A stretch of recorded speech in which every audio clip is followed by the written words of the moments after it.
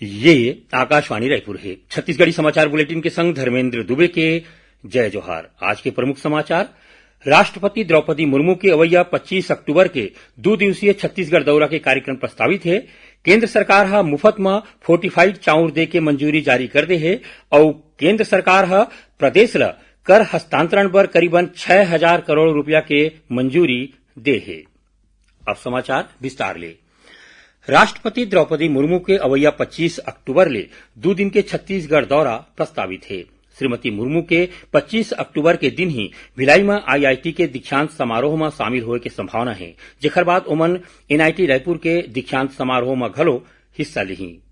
26 अक्टूबर के दिन श्रीमती मुर्मू के एम्स और ट्रिपल आईटी के दीक्षांत समारोह में मुख्य अतिथि के रूप में शामिल होए के संभावना है। केंद्र सरकार हा प्रधानमंत्री गरीब कल्याण अन्न योजना और आने कल्याणकारी योजना के तहत एसो जुलाई ले दिसंबर 2028 तक मुफ्त में फोर्टिफाइड चाउर दे के मंजूरी जारी कर दे है। सूचना और प्रसारण मंत्री अश्वनी वैष्णव कल नई दिल्ली में कहिन कि ये पहल ले एनीमिया और सूक्ष्म पोषक तत्व मन के कमी मन के समस्या दूर हो ही। फोर्टिफाइड चाउर में आयरन, फोलिक एसिड और विटामिन B12 जैसन सूक्ष्म पोषक तत्व मिलाए जाते। केंद्र सरकार हा प्रदेश ल कर हस्तांतरण पर करीबन 6,000 करोड़ रुपया के मंजूरी दे है। मुख्यमंत्री विष्णुदेव साय हा एकर पर प्रधानमंत्री नरेंद्र मोदी और केंद्रीय वित्त मंत्री निर्मला सीतारमण ल धन्यवाद दे हवय। सोशल मीडिया में जारी अपन संदेश में मुख्यमंत्री हा कहिन कि तिहार के मौका में ये पैसा मोदी सरकार ढार ले प्रदेश के लोगन मन ला बड़का तोहफा जैसन मिले है। ओमन कहिन कि ये पैसा ले प्रदेश के वित्तीय संसाधन मजबूत होही, संगे संग एकर ले जन कल्याण के काम में घलो तेजी आही। राज्य निर्वाचन आयुक्त अजय सिंह त्रिस्तरीय पंचायत चुनाव के तैयारी ल लेके आज नवा रायपुर में समीक्षा बैठक लीन। बैठक में पंचायत और ग्रामीण विकास विभाग के संगे संग सामान्य प्रशासन विभाग के अधिकारी मन घलो शामिल होइन। राज्य निर्वाचन आयुक्त त्रिस्तरीय पंचायत चुनाव पर परिसीमन और आरक्षण के कामकाज ल बेरा में पूरा करे के निर्देश दिन। बैठक में पंचायत और ग्रामीण विकास विभाग के प्रमुख सचिव निहारिका बारिक परिसीमन और आरक्षण के बारे में अब तक हुए कामकाज के बारे में जानबा दिन। बैठक में मतदाता सूची के जांच जैसन कतकोन विषय ऊपर घलो गोट बात करेगी। आदिम जाति और अनुसूचित जाति विकास विभाग के प्रमुख सचिव सोनमणि बोरा गोंडी बोली ला बचाए बर ट्रिपल आईटी के मदद तैयार करे जायत आर्टिफिशियल इंटेलिजेंस ऐप के समीक्षा करिन। ओमन विशेषज्ञ अनुवादक मन के माध्यम ले जल्दी जनजातीय जीवन ले सरोकार रखैया विषय मन के वाक्य ला शामिल करे बर कहिन। आर्टिफिशियल इंटेलिजेंस आधारित ट्रांसलेशन ऐप विकसित करे बर करीबन 50,000 हिंदी गोंडी वाक्य मन के अनुवाद के लक्ष्य राखे गए है। बैठक में प्रमुख सचिव बनत शहीद वीर नारायण सिंह आदिवासी स्वतंत्रता संग्राम सेनानी संग्रहालय ला बेरा में पूरा करे बर कहिन।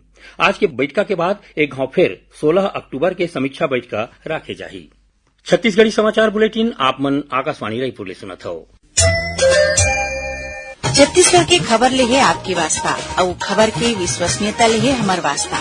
आकाशवाणी समाचार रायपुर के प्रादेशिक समाचार बुलेटिन के संगे संग हमार समसामयिक कार्यक्रम आप रेडियो के संग अपन मोबाइल में घलो सुन सकत हो। आकाशवाणी समाचार फेसबुक, ट्विटर और यूट्यूब में घलो हावय। हमार फेसबुक पेज हरे Chhattisgarh news on AIR, Twitter handle CGAIR news और हमार यूट्यूब चैनल हरे छत्तीसगढ़ AIR न्यूज। तो अब रेडियो के संगे संग आपके मोबाइल के माध्यम ले हम आप तक पहुंचत हन। छत्तीसगढ़ के हर खबर पर सुनत रहो आकाशवाणी समाचार। अब आगू बाढ़बो बाचे समाचार कोती। वित्त विभाग लोक निर्माण विभाग में सब इंजीनियर मन के 102 पद में भर्ती के मंजूरी दे दे है, जेमा 86 सिविल और 16 विद्युत यांत्रिकी के उप अभियंता के पद शामिल है।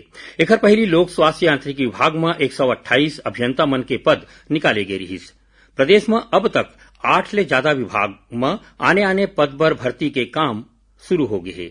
एमा स्वास्थ्य, लोक स्वास्थ्य यांत्रिकी, कृषि, ग्रामीण आजीविका मिशन, गृह और विधि विभाग के संगे संग आदिम जाति कल्याण विभाग मन में भर्ती के काम चलत है। उन्हें पंचायत और ग्रामीण विकास विभाग 421 अभियंता मन ल उखर लंबा सेवा दे के सेती समयमान तनख्वाह दे के आदेश जारी कर दे है। एमा उप अभियंता, सहायक अभियंता, कार्यपालन अभियंता और अधीक्षण अभियंता शामिल है। सहकारिता मंत्री केदार कश्यप काली रायपुर में सहकार से समृद्धि विषय ऊपर राखे गए कार्यशाला में शामिल हुई। कार्यशाला में केंद्र सरकार के सहकारिता मंत्रालय डहार ले सहकार से समृद्धि विषय ऊपर करेगे पहल में राज्य में होवत कतकोन कामकाज ऊपर गोट बात करेगी। ए मौका में सहकारी बैंक डहार ले 8,36,000 ले ज्यादा किसान मन ला रुपे किसान क्रेडिट कार्ड जारी करेगी। कार्यशाला में सहकारिता मंत्री 5 जिन किसान मन ला प्रतीकात्मक रूप ले रुपे किसान कार्ड और नीलम चौहान ला अनुकंपा नियुक्ति के पत्र दिन। कार्यशाला के बाद होए विभागीय समीक्षा बैठक में मंत्री अवैया 6 महीना में 2000 पैक्स मछुआ समिति, लघु वनोपज समिति और दुग्ध समिति बनाए ऊपर गोट बात करीन। बैठक में अंबिकापुर और जगदलपुर के जम्मो पैक्स में माइक्रो एटीएम ला एक्टिव राखे बर कहेगीस।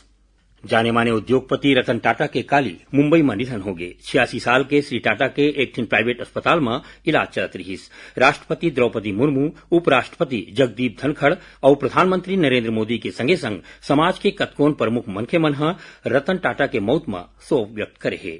तो उन्हें छत्तीसगढ़ के मुख्यमंत्री विष्णुदेव साय, उप मुख्यमंत्री अरुण साव और भारतीय जनता पार्टी के प्रदेश अध्यक्ष किरण सिंह देव घलो रतन टाटा के मौत में शोक व्यक्त करे है। मुख्यमंत्री अपन सोशल मीडिया हैंडल एक्स में लिखे है कि उनकर निधन भारत और उद्योग जगत पर बड़का नुकसान हरे। नवा रायपुर में 24 से 26 अक्टूबर तक नेशनल गोल्फ चैंपियनशिप होही। मुख्य सचिव अमिताभ जैन आज नवा रायपुर स्थित गोल्फ कोर्ट में गोल्फ फेडरेशन ऑफ इंडिया डहार ले राखे गए national golf championship pre launch के उद्घाटन करीन। ए राष्ट्रीय प्रतियोगिता में प्रदेश के संगे संग 20 ठिन राज्य के टीम मन भाग ली। हर एक टीम में 6 सदस्य होही। चैंपियनशिप के पहली पुरस्कार 10 लाख रुपया और रनरअप ला 6 लाख रुपया दे जाही। ए मौका में मुख्य सचिव कहिन कि नेशनल गोल्फ चैंपियनशिप पर छत्तीसगढ़ के टीम के चुने ले आने खेल के संग गोल्फ खेल कोती घलो लोगन मन के इच्छा बाढ़ी। विश्व प्रसिद्ध बस्तर दशहरा आज फूल रथ के आखिरी परिक्रमा होही। ए रथ में मां दंतेश्वरी के छत्र लहराक के गोल बाजार और मिताली चौक होवत वापिस सिंह ड्योढ़ी के तीर लाए जाही। जेकर बाद रथ ले माई जी के छत्र ला उतार के मंदिर में राखे जाही। एकर पहली आज बेल पूजा विधि विधान ले होइस।